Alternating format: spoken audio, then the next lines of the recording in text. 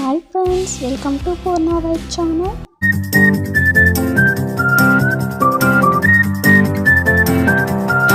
ఈరోజు మన ఛానల్లో ఆంధ్ర బండి స్టైల్లో మిర్చి బజ్జీ చేయబోతున్నానండి. ఇదే విధంగా చేసి చూడండి. బజ్జీలు అనేవి ఎంతో టేస్టీగా అయితే వస్తాయి.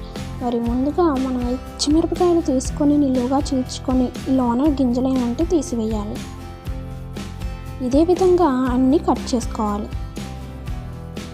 తర్వాత ఒక గిన్నె తీసుకొని దానిలో వాము, చింతపండు గుజ్జు వేసుకొని కలుపుకోవాలి. ఇప్పుడు మిర్చి తీసుకొని మనం ప్రిపేర్ చేసుకున్న పేస్ట్ని మిర్చిలో బాగా పట్టించుకోవాలి. ఇలా చేయడం వల్ల మిర్చిలో ఉన్న కారం అనేది తగ్గి పుల్లగా తగులుతుంది. ఇదే విధంగా అన్నిటిని కూడా ఇలాగే చేసుకోవాలి.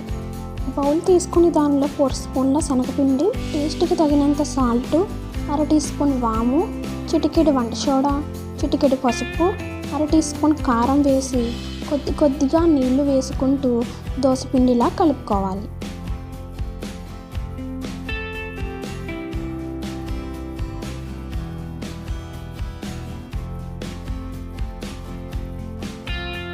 ఇలా కలిపిన తర్వాత కడాయిలో ఆయిల్ పోసుకొని హీట్ అయిన తర్వాత పిండిలో మిర్చి బాగా ముంచి ఆయిల్లో వేసుకోవాలి.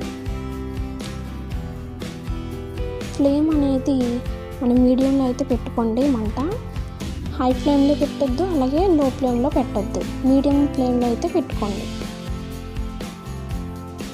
బజ్జీలు అనేవి గోల్డెన్ కలర్ వచ్చిన తర్వాత ఒక ప్లేట్లోకి అయితే తీసుకొని మరలా అదే నూనెలో వేరుశనగులు కూడా వేయించుకొని పక్కకు తీసుకోవాలి. మిర్చి బజ్జీలోకి స్టఫింగ్ కోసం సన్నంగా తురుముకున్న ఉల్లిపాయ ముక్కలు, సన్నంగా తురుముకున్న టమాటా ముక్కలు, వేయించుకున్న వేరుశనగుళ్ళు, దానిలో నిమ్మరసం వేసి కలుపుకోవాలి.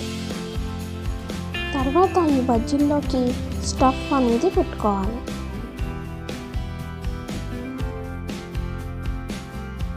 తర్వాత బజ్జీల పైన నిమ్మరసం అలాగే కొత్తిమీర జల్లి సర్వింగ్ బౌల్లో సర్వ్ చేసుకుంటే అంతే, ఆంధ్ర స్టైల్లో మిర్చి bajji ready. Our hearts beat to the city street.